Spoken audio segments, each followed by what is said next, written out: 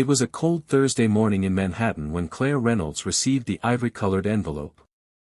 The familiar handwriting made her heart skip. It was from her cousin Jenna.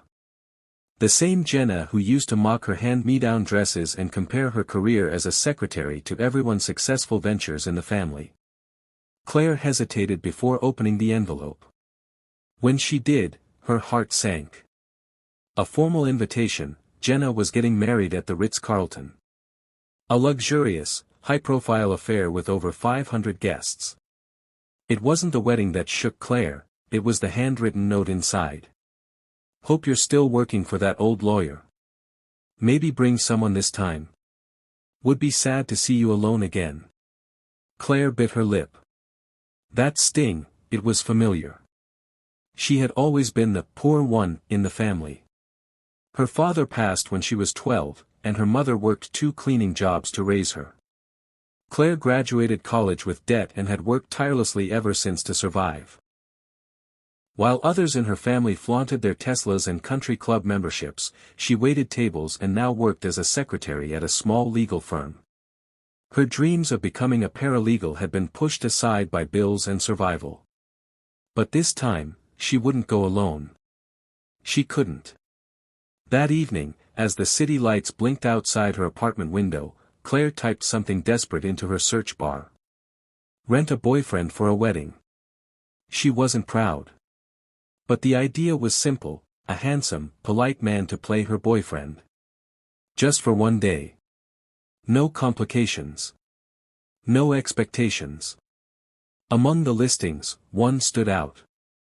Liam, 6 feet 1 inch, Ivy League graduate, respectful, charming, excellent social skills. $500 for a full-day event, no intimacy. Discretion guaranteed. Claire stared at the profile. The photo showed a clean-cut man in a dark blue suit, smiling kindly. She sent the message. 2 days later, they met at a small cafe near Central Park. He walked in wearing a charcoal coat and jeans. Claire's breath caught. He was even more handsome in person, gentle hazel eyes, confident posture, but with something kind in his demeanor. You must be Claire, he said, extending his hand. Liam, right? She replied, unsure if she was doing the right thing. They sat. She explained her story, the cousin, the family shame, the need for a pretend boyfriend.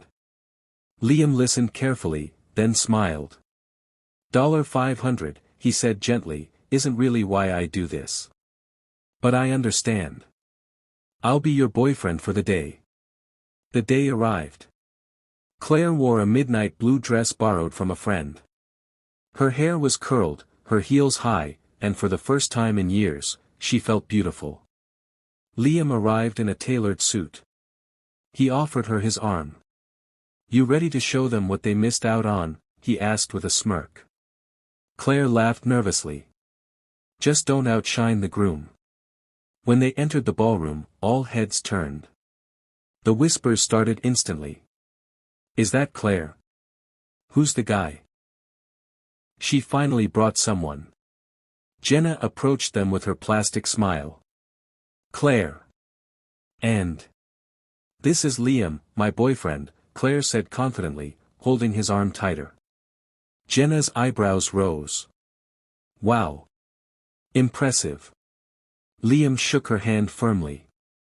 Lovely to meet you. Claire's told me so much. As the evening unfolded, Liam didn't just play the part, he became the part. He complimented Claire with sincerity. He danced with her like she was the only one in the room. When her relatives mocked her job again, Liam smoothly interjected, Claire is one of the smartest, most dedicated women I've ever met. You're lucky to have her in your family. Claire looked at him, surprised. There was no script, this wasn't acting. For the first time, she felt seen. After the wedding, as they stood outside waiting for her Uber, Claire turned to him. Thank you. You didn't have to say those things. I didn't say them because I had to, he said, looking at her softly. I meant them. There was a long pause. Then he added, would you like to grab coffee sometime? No scripts. Just, me and you. Claire hesitated. Liam, I know this was just a... He reached into his pocket and pulled out a business card. It wasn't what she expected.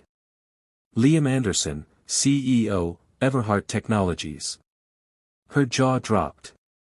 You're a CEO. He nodded slowly. I took over my father's company a year ago. But I hated the circles I was in. The expectations. The gold diggers. So I started renting myself out to escape. Not for money.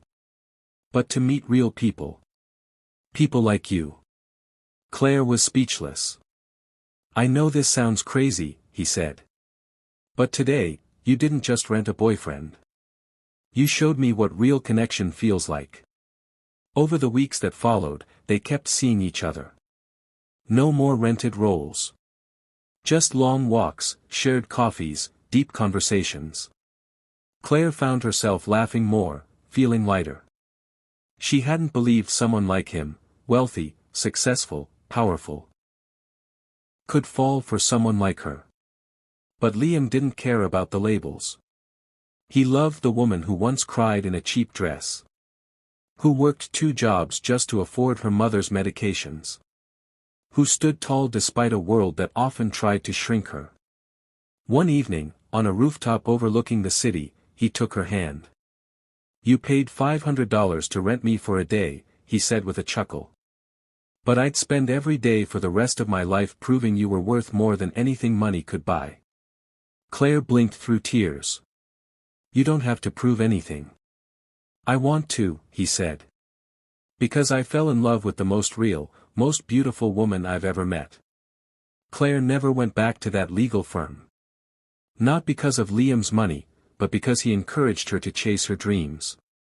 She went back to school, earned her paralegal certification, and now works in a non-profit helping underprivileged women with legal aid. They got married in a small ceremony in Central Park, surrounded by real friends and family, no lavish ballrooms, no fake smiles. And in her vows, Claire said, I paid $500 to borrow a man for one night, but I gained a lifetime of love, purpose, and a partner who believed in me when I didn't even believe in myself.